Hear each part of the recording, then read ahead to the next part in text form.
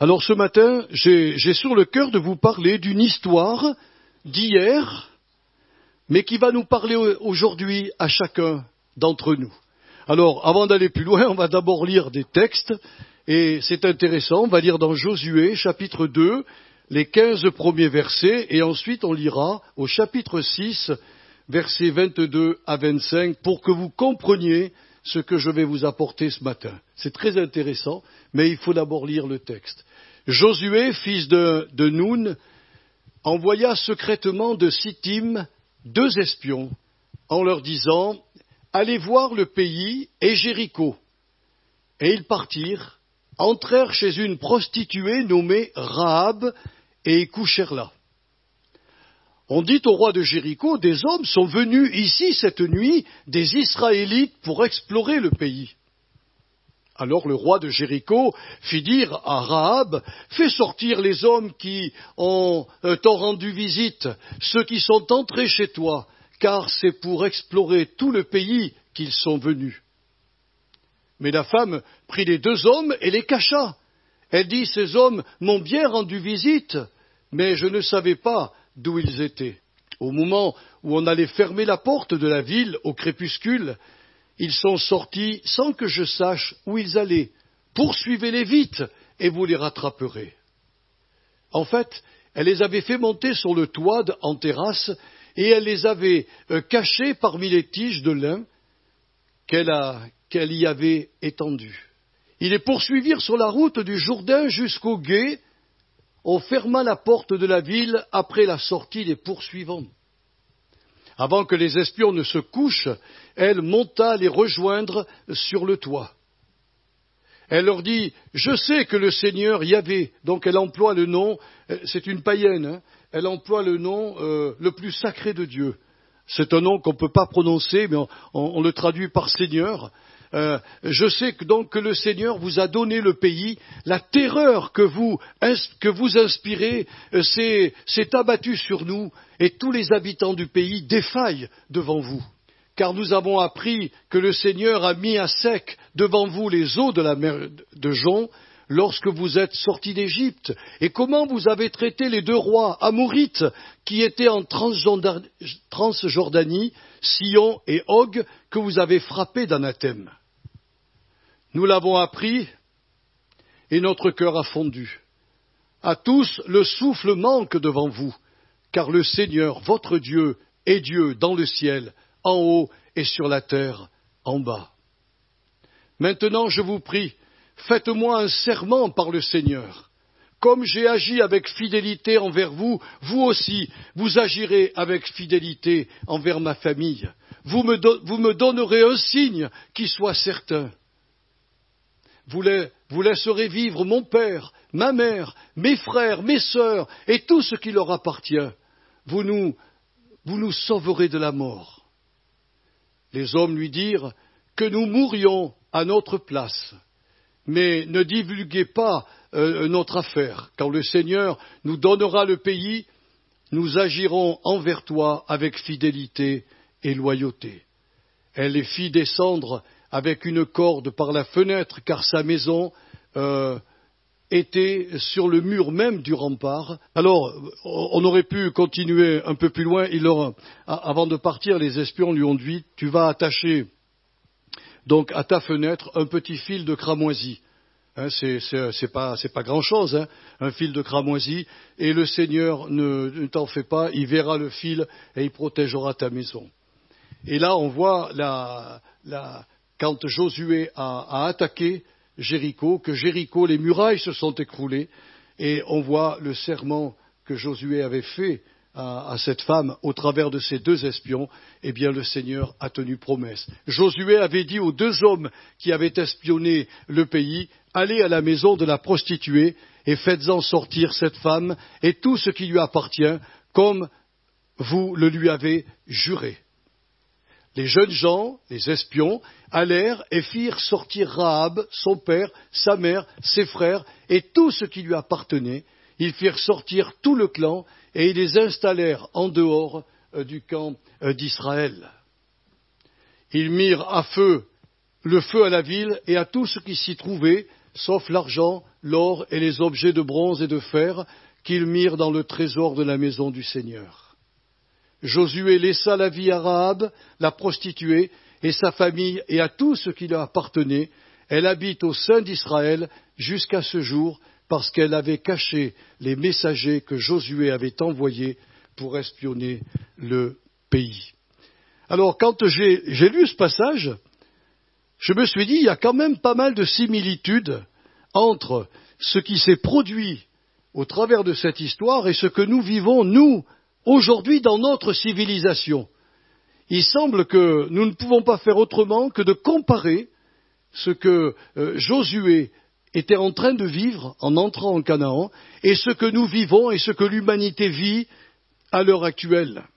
Si Dieu utilisa le peuple d'Israël pour juger les différents peuples qui habitaient à l'époque dans ce pays de Canaan, c'est en raison de leur monstrueuse immoralité, de leur rapport avec le monde occulte et aussi de leur basse idolâtrie.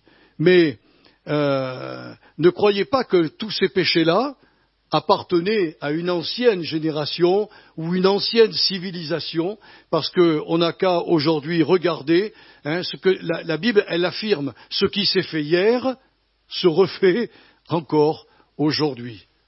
Donc, il suffit qu'on ouvre la télévision, qu'on écoute la radio, pour considérer l'état moral et spirituel des nations actuelles et réaliser que notre civilisation est en passe de subir le même sort que les civilisations anciennes. En fait, le monde dans lequel nous évoluons actuellement, nous commerçons et nous festoyons, va disparaître pour laisser place à un monde nouveau où régnera la justice, la paix et l'amour sous l'égide de Jésus-Christ, appelé le Fils de Dieu et le Roi des rois. Alors ça, c'est impensable pour les journalistes, c'est impensable pour les hommes de télévision, impensable pour les cinéastes, impensable pour les gros incrédules et philosophes que nous rencontrons dans ce monde. Mais la Bible l'affirme. De même que Josué a été envoyé pour raser ces nations qui, devant Dieu, étaient... On ne pouvait même plus les convaincre. Dieu essayait, forçait, parce que quand il a envoyé les espions à Jéricho, il n'a pas simplement envoyé ces hommes pour aller visiter la ville et voir, disons, l'état d'esprit de ces gens. Il voulait savoir si à l'intérieur il y avait des gens qui craignaient Dieu. Et il a trouvé Rahab, le Seigneur. Puis il n'a pas trouvé que Rahab, il a trouvé son père, sa mère, ses frères, ses sœurs, et tout ce qui leur appartenait. Et ces gens ont été sauvés. Eh bien, c'est ce que le Seigneur aujourd'hui essaye, au travers des chrétiens dans le monde entier, au travers de ce qu'on appelle l'évangélisation, la prédication de la parole de Dieu. Eh bien, le Seigneur cherche à convaincre les hommes et les femmes que cette civilisation dans laquelle nous sommes va disparaître. Et alors, ce qui est complètement fou, c'est qu'elle va disparaître, mais avec tout ce qu'elle renferme. Il est parlé que la terre, à un moment donné, va s'enflammer, va brûler et va consumer toutes les œuvres que les hommes ont pu faire. Aujourd'hui, vous le constatez à la télévision, on met des millions d'euros pour retaper la cathédrale Notre-Dame. Sur le plan architectural, c'est formidable. Ces ouvriers qui travaillent sont les meilleurs ouvriers du monde. C'est des gens qui sont extrêmement doués. On va redresser la cathédrale, mais on va adresser les prières à qui ? C'est là tout le problème. À qui on va adresser les prières ? À Jésus-Christ ou à sa mère ? La civilisation dans laquelle nous sommes va vers l'idolâtrie, va vers l'occultisme. L'occultisme, c'est tout ce qui est caché, tout ce qui est mauvais. Les gens vont dans les étoiles pour connaître leur avenir. Vous pensez que Vénus a l'avenir de Joël Loubia ou votre avenir ? Mais Dieu n'a pas mis les étoiles pour y mettre notre avenir. Tout ça, ce sont des sciences occultes qui trompent les hommes et les envoient loin de l'Évangile. Donc Dieu avertit, Dieu donne des conseils, Dieu appelle les êtres humains. J'espère que vous ferez partie du lot. Comme moi, j'ai entendu un jour la bonne nouvelle de l'Évangile dans une circonstance qui était malheureuse, puisque j'étais malade, j'avais plus de travail, j'étais épileptique, et puis voilà. Et le Seigneur m'a touché, puis en plus il m'a guéri. Alors ça, c'était la cerise sur le gâteau, c'est extraordinaire. Mais il y a une similitude entre Josué et Jésus. C'est leur propre nom. C'est étonnant, Josué et Jésus ont le même nom en hébreu, Yeshua. Et Yeshua, c'est l'Éternel est salut ou l'Éternel sauve. Donc dans l'ancienne civilisation, Dieu a envoyé Josué, et au travers des espions, pour parler aussi de l'amour de Dieu. Et on le voit en Canaan. Après, il y a eu des alliances avec des peuples. Ils ont prêché la bonne nouvelle du Seigneur et Dieu a eu compassion. Tous les peuples ne sont pas passés au fil de l'épée. Il ne faut pas croire. Quand vous lisez le livre de Josué, il y a eu plein de peuples qui ont été épargnés parce qu'ils ont fait alliance avec le peuple d'Israël. Malheureusement, certains ont pris leur coutume et ça leur a coûté malheureusement très très cher dans leur vie. Mais aujourd'hui, Jésus-Christ, c'est notre nouveau Josué. C'est lui qui est venu il y a maintenant plus de 2000 ans. Ainsi, le Dieu que nous prêchons n'est pas un Dieu sanguinaire. Souvent les gens, quand ils lisent l'Ancien Testament, ils disent « Voilà là, ça y va, ça tombe les têtes ». Non, c'est pas dans la volonté de Dieu de tuer les hommes. C'est pas cela. Mais quand il est passé avec Josué dans le pays de Canaan, et qui, par exemple, à Jéricho, quand il a détruit tout le monde, c'est un rappel à toute l'humanité qu'il est Dieu et que le péché conduit les hommes et les femmes à la mort. Pas simplement la mort physique. La mort physique, on va tous y passer si Jésus ne revient pas. Mais à la seconde mort. Il y a dans le ciel une seconde mort qui attend les êtres humains. Et c'est de cette seconde mort que Dieu veut nous enlever. Alors il est patient, il est plein d'amour. Son cœur, c'est un cœur de père. D'ailleurs, Jésus l'appelle son Père et il l'appelle notre Père. Il aime tous les humains d'un amour de bienveillance, cherchant par tous les moyens à les arracher du royaume du mal et surtout de son chef que l'on appelle Satan ou Lucifer ou le diable. Enfin, il a plusieurs noms, mais c'est le prince du mal. C'est celui qui détourne les êtres humains du plan de Dieu. C'est la raison qui poussa Josué à envoyer ces 2 espions à Jéricho pour tester. Donc, comme je vous l'ai dit, tester un peu, savoir s'il y avait de la crainte de Dieu, et pour voir aussi si quelques-uns pouvaient tourner leur cœur vers lui. Chose étonnante, Jésus fera la même chose avant son divin retour parmi les humains.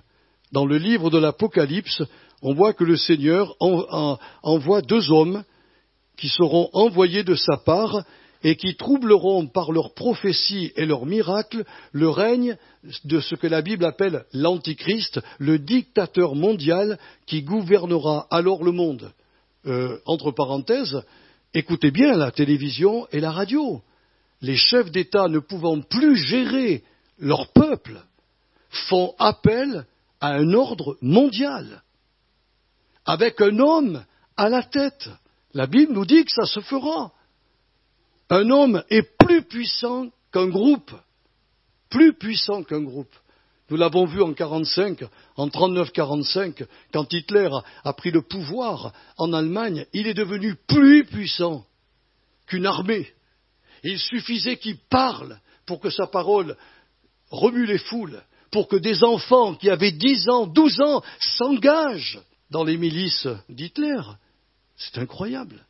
Et on voit qu'il y a eu, je ne sais plus combien de morts, 70 millions de morts dans la Deuxième Guerre mondiale. Parce qu'un homme, par sa folie, a voulu absolument écraser les autres peuples. Et ça s'est retourné évidemment contre lui. Eh bien, ces 2 envoyés de Jésus vont perturber le règne de l'Antichrist. Et alors la Bible nous dit que ces 2 personnages seront saisis par les policiers de ce chef mondial, et ils les mettront à mort sur la place de Jérusalem, c'est-à-dire en plein centre de Jérusalem. Et toutes les radios et surtout toutes les télévisions seront là pendant plusieurs jours parce que ces gens-là ont dit « nous allons ressusciter le 3e jour ». Et c'est Dieu qui permettra que le monde entier visionne. Ils verront ces cadavres se lever et monter au ciel. Ces deux espions envoyés par Jésus se lèveront. C'est de la science-fiction, hein, vous allez me dire. Mais c'est ce que je crois, c'est ce que dit la Bible. Ils se lèveront et Dieu les fera monter devant, aux yeux de tout le monde. Et je crois que là, les princes arabes, je crois qu'Israël, ces gens-là vont se tourner en masse vers Dieu, parce qu'ils verront la gloire du Seigneur. Le Seigneur ne veut pas la mort des gens, et il fera tout pour les attirer à lui. Il permettra que l'ensemble des habitants du monde voient cet événement. Et aujourd'hui, on a tellement de moyens technologiques que ça se fera beaucoup plus facilement qu'on ne le pense. Jusqu'au bout, notre Dieu cherchera à sauver de l'enfer le plus grand nombre. Quand les deux espions envoyés par Josué entrèrent dans la taverne d'une femme prostituée, pourquoi? Elle avait une taverne. Alors évidemment, c'était une femme de mauvaise vie, hein. Je vous le conçois, elle était prostituée. Hein. Mais on ne sait pas du tout ce qui s'est passé avec ces espions. La Bible parle simplement de son métier, quoi. Et elle avait ouvert une taverne. Et ces espions sont entrés dans cette taverne sans savoir qu'elle était tenue par une femme prostituée. Parce qu'ils se sont dit, si on veut avoir des nouvelles fraîches, il faut aller à la taverne. Parce qu'à la taverne, on parle. Surtout quand on a bu un petit coup. Hein? Et on parle. Et c'est ce qui s'est produit. Ils ont entendu. Et la femme leur a confirmé qu'il y avait un effroi, une frayeur terrible qui avait saisi les habitants de Jéricho parce qu'ils avaient appris que le Dieu créateur du ciel et de la terre était en train de combattre pour Israël. Vous m'entendez bien? Toute l'armée d'Israël était là, mais Dieu était le chef devant. Personne ne le voyait, mais c'est lui qui faisait le boulot. Quand ils sont rentrés à Jéricho, ils n'ont pas perdu un homme. Hein. Les murailles, il faut connaître l'histoire quand même. Les murailles de Jéricho, d'après les historiens, on pouvait faire passer au-dessus des murailles 2 chars, côte à côte. Elles étaient vraiment larges, peut-être aussi larges que notre local de culte ce matin. Et ces remparts sont tombés, non pas avec des marteaux-piqueurs, non pas avec de la dynamite, mais avec un cri. Quand Josué a dit au peuple, le dernier jour, ils ont tourné 6 jours, et le dernier jour, ils ont tourné 7 fois autour de la ville. Elle n'était pas petite, et donc ça leur faisait faire du sport. Hein, c'était remarquable. Mais au bout du 7e jour, Josué leur a dit maintenant, poussez un cri. Je ne sais pas quel genre de cri ils ont poussé, mais quand ils ont crié, ils se sont retournés, les murailles, boum, en bas. La seule maison qui n'est pas tombée, c'est la maison de Rahab, qui était sur les remparts. Ça aussi, il faut faire attention. Donc Dieu a fait tomber tous les autres remparts, mais il a découpé la maison de Rahab, et il l'a protégée. C'est ça qui est important de noter dans ces récits, c'est que Dieu tient toujours parole. Notre maison ne bougera pas, notre vie ne bougera pas par la foi que nous aurons en Jésus. Tout autour de nous pourra s'écrouler, le monde pourra aller mal, la 3e guerre mondiale pourra éclater, peu importe, Dieu veillera sur les siens, il les gardera et il les protégera. Et le Seigneur combattra donc aux côtés de son Église, ou plutôt de l'Église de son Fils. Voilà, lorsque se produiront les catastrophes apocalyptiques. Rahab, la prostituée, donc cacha les 2 espions et les aida à fuir en les faisant descendre par une corde le long de la muraille. Mais avant de les laisser aller, elle leur demanda vraiment de faire un serment afin qu'elle soit épargnée, elle et toute sa famille. Les espions donc acceptèrent sa demande et lui demandèrent, je vous l'ai dit tout à l'heure, d'accrocher à sa fenêtre un fil de cramoisi. C'est pas un fil rouge, hein. C'est pas un fil blanc, c'est pas un fil bleu, c'est un fil de cramoisi. Pourquoi? Pourquoi du cramoisi? Parce que le cramoisi est la couleur du sang. Et le sang prévoyait, le fil de cramoisi prévoyait la venue de son Fils qui un jour allait payer les péchés de toute l'humanité. Donc, les péchés de Rahab, les péchés de sa famille, les péchés de ses oncles, ses tantes, enfin tous ceux qui étaient là. Dieu, en voyant ce fil de cramoisi, a dit, par anticipation, je leur pardonne et je les sauve. Et ils ont tous été arrachés, hein, c'est formidable. Hein. En réalité, par son acte de foi, Rahab fut reconnue par Dieu comme une juste parmi les justes de son peuple. Vous avez dû entendre cette phrase. Les gens qui avaient protégé des Juifs pendant la guerre et qu'on a honorés après la guerre, on les a appelés des justes parmi les justes. Ce n'est pas qu'ils étaient justes par leur vertu morale. Ils étaient justes parce qu'ils avaient fait un acte de foi en sauvant les Juifs. Et Dieu n'a pas oublié leur acte de foi. Il y a des gens certainement qui n'ont pas été honorés parce qu'ils sont peut-être morts avant ou parce qu'ils n'ont pas voulu se faire connaître. Mais il y a énormément de gens de tous les peuples qui ont protégé les Juifs malgré les 6 millions qu'il y a eu de morts dans les camps de concentration. Alors voilà encore une autre similitude que nous retrouvons dans le Nouveau Testament. La Bible nous affirme, et ça c'est le christianisme qui le dit, c'est pas moi qui l'ai inventé, c'est pas moi qui vous demande de croire des paroles d'hommes. Non, non, c'est la Bible qui affirme que au ciel il y avait le Christ éternel à côté du Père, et que ce Christ éternel, il est appelé aussi la parole. Tout a été créé par lui et pour lui. Tout ce que nous voyons a été créé pour le Christ éternel qui était aux côtés de Dieu. Et ce Christ éternel a décidé un jour de quitter son ciel avec l'accord de son Père et de s'incarner dans la chair de la Vierge Marie. Vous connaissez tous l'histoire de Marie, hein ? Marie a été enceinte par la vertu du Saint-Esprit et l'enfant qu'elle a porté, il était mis à part, il a été créé par Dieu pour que ce Christ éternel s'incarne en lui. Donc Jésus n'est pas simplement un homme, il est totalement Dieu. Il y a beaucoup de peuples qui confondent créer avec engendrer. Les oiseaux créent des nids. Moi, avec ma femme, on a engendré des enfants. Ce qui veut dire que nos enfants sont comme nous. Ils sont comme nous. Mes enfants sont de moi et de mon épouse et de mes parents et des parents de Chantal. Ils ont tout ce que Dieu a voulu qu'ils aient. Mais ils sont exactement comme nous. Avec leur personnalité, certes, mais ce sont des êtres humains à part entière. C'est ça le grand miracle. Et le Seigneur est descendu pour vivre au milieu des hommes. Il a voulu comprendre comment les êtres humains pouvaient-ils se détourner de son Père aussi facilement. Et il a vécu comme un simple homme. Il a vécu la même existence de labeur, de joie et de peine. Mais la Bible nous dit sans jamais commettre un seul péché.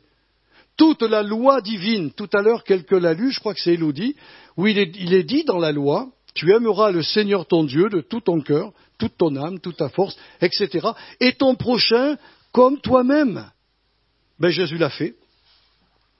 Ce que nous, on ne pouvait pas faire, il l'a fait. Il est devenu donc l'homme parfait, dont la vie a été exempte de tout mal moral, et il a fondé en sa propre vie la seule justice que Dieu son Père pouvait accepter. Il lui restait qu'une seule chose à accomplir avant de remonter au ciel. Une seule chose, pour que sa justice qu'il avait réalisée pour l'humanité, pour tous les hommes, pour toi, ma sœur et toi, mon frère, il fallait absolument, pour que cette justice soit imputée ou transmise, j'aime bien le mot transmettre, ça veut dire ce que ça veut dire, à ceux qui allaient croire en lui, il accepta librement de boire la coupe infâme de la mort à la place des pécheurs. Ouais. Quand j'ai préparé ce message, d'un seul coup, je voyais le Saint-Esprit me dire il a accepté d'être injustement jugé sur des mensonges. Il aurait pu appeler des anges pour le délivrer, mais c'était le moment voulu quand il était dans le jardin de Gethsémané, il a vu la coupe qu'il devait boire. C'était l'horreur, ça l'a effrayé. Vous savez pourquoi? Parce que son père lui a dit, tu vois, cette coupe-là, pour l'humanité tout entière, il faut que ton sang parfait soit dans cette coupe. Donc il savait très très bien il était venu au monde, non pas pour se marier, avoir des enfants, mais pour payer la dette, notre dette, à tous. Il n'y avait que lui qui pouvait faire ça. Aucun être humain ne peut plaire à Dieu. Aucun être humain ne peut payer ses propres péchés. C'est une impossibilité. Comment voulez-vous que l'impur devienne pur? Mais lui, il est pur. Et quand son père lui a dit, voilà, ta justice, je l'accepte, mais pour qu'elle soit dans la coupe, il faut que tu ailles jusqu'au bout, si tu veux sauver entièrement l'humanité.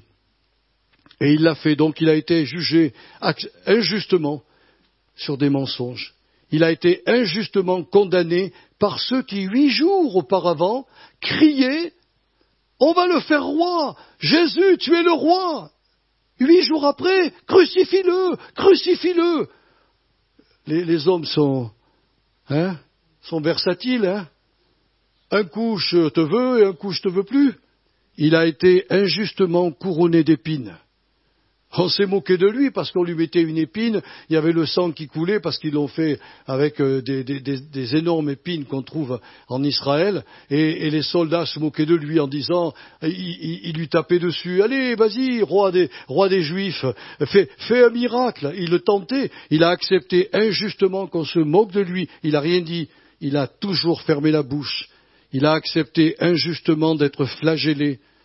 Et si vous avez vu le film de Mel Gibson, La Passion, je ne vais pas plus loin, parce que c'est l'horreur de l'horreur. Il y a des condamnés à la croix qui mouraient à la flagellation. Parce que ce n'était pas un fouet simplement comme cela avec des lanières en cuir, c'était un fouet où il y avait au bout des crochets. Chaque fois que le fouet revenait au centurion qui tapait, ça, il revenait avec de la chair du pauvre supplicié. Jésus a été ensanglanté comme on ne peut pas l'imaginer. Tout ça pour toi, pour moi. Il a accepté injustement d'être flagellé et il a accepté injustement d'être mis en croix au milieu de 2 brigands, alors qu'il n'avait jamais fait de mal à personne. Quand on lit les évangiles, et je vous encourage à les relire, il est dit que Jésus faisait du bien de ville en ville. Il guérissait les gens, il réconfortait les cœurs, il ressuscitait les morts, il chassait les démons. Enfin, il ne faisait que du bien. Et les prêtres juifs le voyaient, mais il les dérangeait dans leur faste et dans leur gloire. Ce qu'il fit, il le fit pour toi, mon ami, et pour moi, afin d'expier par son sang tous nos péchés et de nous accorder sa justice et aussi l'esprit de vie. Vous savez, quand on chante « j'ai la vie éternelle », c'est pas une durée de vie. Parce que de toute manière, même ceux qui seront condamnés éternellement. Mais c'est une qualité. Quand Christ nous donne sa vie, et qui est une vie éternelle, c'est une vie de qualité. Un chrétien, un authentique chrétien parle, pense et agit comme Jésus. C'est ça la nouvelle naissance qui se produit en nous quand on se tourne vers lui. Alors je fais le rapprochement avec le petit fil que Rahab accrochait à sa fenêtre. Le sang de Jésus qui a coulé devant Dieu était de couleur cramoisie. D'ailleurs, quand les Israélites, si vous connaissez l'histoire de Moïse, quand il prépare la Pâque, parce que Dieu lui dit, il faut demande aux Israélites d'entrer dans leur maison, de tuer un agneau ou un chevreau et de mettre son sang sur les poteaux et les linteaux. Je disais à Chalon, les poteaux et les linteaux sont en bois marron. Surtout quand on a des arbres, ça reste pas blanc, quoi. Au bout de quelques années, c'est devenu marron. Mettez du sang cramoisi sur du marron. Faut y voir, hein. Mais ils l'ont fait par la foi. Seigneur, ce sang va représenter notre protection. Alors ils ont mis sur les poteaux et les linteaux. Ils sont rentrés dans la maison. Et ce qui s'est passé, c'est extraordinaire, c'est que quand l'ange de la mort est arrivé, il s'est arrêté devant les maisons, il a vu le sang et il est passé outre. Pâques, ça veut dire passer outre. La colère et la mort n'est pas tombée sur les maisons des Israéliens. Elle est tombée malheureusement sur les maisons des Égyptiens, même sur leurs troupeaux. Ça a été une nuit terrible, terrible. Mais ça a été le prix pour libérer Israël de l'esclavage de l'Égypte. C'est le prix que Jésus a payé pour nous arracher d'entre les mains de Satan et nous faire passer dans la nouvelle civilisation que Jésus est venu créer en lui-même pour que le jour où cette terre va disparaître, nous soyons avec lui dans son royaume éternel. Je vais terminer très rapidement, mais je voudrais vous parler simplement un petit peu de l'espérance qu'avait dans son cœur Rahab. Nous devons retenir cela, parce que cette femme, elle nous donne un exemple extraordinaire. C'est qu'après le départ des espions, sa foi a été mise à l'épreuve. Elle devait désormais ne s'appuyer que sur la promesse que lui firent les espions et persévérer dans l'espérance que Dieu ne la décevrait pas, mais qu'il accomplirait à son égard le salut promis, comme elle-même avait accordé aux espions le salut. En fin de compte, Dieu a dit, Rahab a sauvé mes espions, je vais sauver Rahab par la promesse que lui ont faite ses espions. Je verrai le fil cramoisi, ça sera pour moi comme le sang de mon fils, et je sauverai toute cette famille. Alors il y a eu l'épreuve du jour J. On sera tous obligés d'y passer, au jour J. Nous en France, qu'est-ce qu'on a été heureux, enfin nos parents, moi je n'étais pas encore né. Mais quand ils ont appris le débarquement en Normandie, ils se sont dit, enfin, on va être bientôt libres. Ça a mis un petit peu de temps, mais ils furent libres. Mais dans le jour J, il ne faut pas perdre pied. Dans le jour J, il faut bien s'accrocher. La Bible dit que la foi, celle qui plaît à Dieu, est la ferme assurance de ce qu'on espère.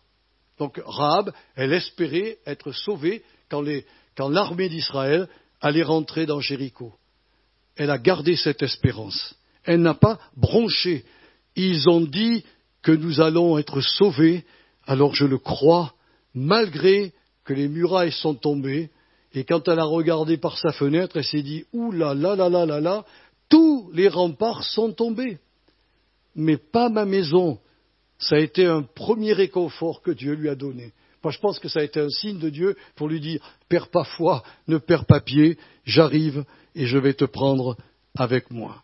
Voilà. Quand l'armée a tourné là pendant ces 7 jours, sans dire un mot, elle a compris à ce moment-là que c'était le moment d'aller chercher toute sa famille et de les faire rentrer dans sa maison. Comme les Israélites avaient été chercher toute leur famille, voire même des Égyptiens qui avaient tellement peur de Dieu, qui sont rentrés dans la maison des Israélites, ils ont mangé avec eux l'agneau pascal, et ils ont été sauvés, et ils sont partis avec la caravane d'Israël dans le désert, et ils ont rejoint le peuple de Dieu. Elle reçut donc cet encouragement en voyant les murailles de la ville s'écrouler, et que sa maison était toujours debout. Ce fut pour elle un signe de Dieu que sa délivrance allait arriver. C'est exactement ce qui se produira pour vous et moi, après avoir cru en l'œuvre de Jésus-Christ sur la croix. Si nous persévérons dans la même confiance que Rahab, et si comme elle nous nous attachons à notre nouveau peuple spirituel, eh bien le Seigneur nous prendra avec lui. Parce qu'il ne faut pas l'oublier, Rahab a quitté Jéricho, parce que Jéricho a été rasé, et elle a vécu où? Elle a vécu dans le peuple de Dieu. Et vous savez ce qui s'est passé? Elle, qui était une païenne et une prostituée, elle a évidemment stoppé son métier, parce qu'en Israël, les prostituées, ce n'était pas au goût du jour. Elle s'est mariée, elle est devenue, je l'ai noté ici, elle est devenue la mère de Boaz, est la trisaïeule du roi David, et elle figure dans la généalogie du Seigneur Jésus-Christ qui est écrite dans Matthieu au chapitre 1er. Une païenne, une prostituée, sauvée par l'amour et la grâce de Dieu, qui rentre dans la généalogie de Jésus-Christ. C'est quand même fou. Eh bien, c'est ce que Jésus nous promet. Il a dit que tous ceux qui appartiendraient à son Église deviendraient, quand il viendra chercher son Église, eh bien, son Église deviendra son épouse dans le ciel. Voyez-vous, au retour de Jésus, ce sera la même chose que pour Rahab. Tous ceux qui auront cru et suivi le Seigneur Jésus dans son Église seront soit enlevés ou ressuscités et recevront en héritage le royaume de Dieu pour vivre aux côtés de notre Seigneur une existence surnaturelle qu'il avait prévue avant la création de toutes choses. Avant la création de l'homme, il avait prévu cela. Alors je termine par cela, ce matin. Je crois qu'il est encore possible, aujourd'hui, pour quiconque le veut, parce que c'est une question de vouloir, de volonté. On peut rejeter l'Évangile. On a le droit de dire foutaise, ce sont des contes pour les grands-mères et pour les enfants. On a tout à fait le droit de le faire. Mais on peut aussi dire, Seigneur, la Bible est un livre exceptionnel et sensationnel. Il faut le lire, hein. Il y a des gens qui disent que je connais la Bible, ils ne connaissent rien du tout, ils n'ont jamais lu les évangiles, mais ils font les beaux parleurs. Lis les évangiles, regarde la vie du Sauveur. Après, tu peux lire d'autres livres dans l'Ancien Testament et tu verras comment le Seigneur aime les hommes et quel est son désir et ce qu'il a fait, surtout en Jésus-Christ, son Fils bien-aimé. Alors quiconque le veut peut placer sa confiance en Jésus le Sauveur, comme le fit Rahab, qui a mis sa confiance dans la promesse des 2 espions et qui ne périt pas avec l'ensemble de son peuple qui, malheureusement, ont été incrédules. Ils auraient pu crier avant que les murailles tombent. Ils auraient pu dire, mais Rahab, tu as accueilli des espions, mais qui sont ces gens? Et elle aurait dit, mais ils m'ont promis qu'ils ne nous tueraient pas. Parce que j'ai cru dans le message de ces espions. Et quelques-uns auraient pu être sauvés, j'en suis convaincu. Mais c'est comme au temps de Noé. Noé, pendant 120 ans, il a parlé. 120 ans, les gens venaient le voir. Qu'est-ce que tu fais, Noé? Tu construis un bateau dans un endroit où il n'y a pas d'eau? Enfin, c'est le soleil qui te chauffe la tête. Il dit non, c'est Dieu qui me l'a demandé. Ah oui, Dieu, le Créateur, t'a demandé ça? Oui, pourquoi? Parce que le déluge va venir. Et quand l'eau viendra, si vous ne croyez pas, vous serez anéantis. La Bible nous dit, 8 personnes furent sauvées. 8! Et Jésus reprendra cette parole en disant qu'à la fin des temps, il y aura malheureusement des gens qui reproduiront les mêmes choses qu'au temps de Noé. C'est triste. Mais je prie ce matin pour que le Seigneur saisisse votre cœur, bouleverse votre conscience, et que vous puissiez dire, si Jésus est mon sauveur, alors je veux le prendre. Si Jésus est le Fils de Dieu, alors je veux lui donner ma vie parce qu'il a donné sa vie pour moi. Je veux croire à son message. Et le Seigneur vous conduira et il vous bénira. Père Saint, je n'ai pas d'autre prière que celle-ci, que ton esprit qui a parlé ce matin au travers de la prédication saisisse nos cœurs, que l'on puisse le dire autour de nous, combien tu es un sauveur merveilleux. Je n'ai pas besoin de me meurtrir, je n'ai pas besoin de donner une fortune, je n'ai pas besoin, Seigneur, de marcher sur les genoux pour te supplier de me sauver. Je n'ai qu'à regarder ton Fils en croix et savoir que là, il a pris ma place et il a été condamné pour mes péchés.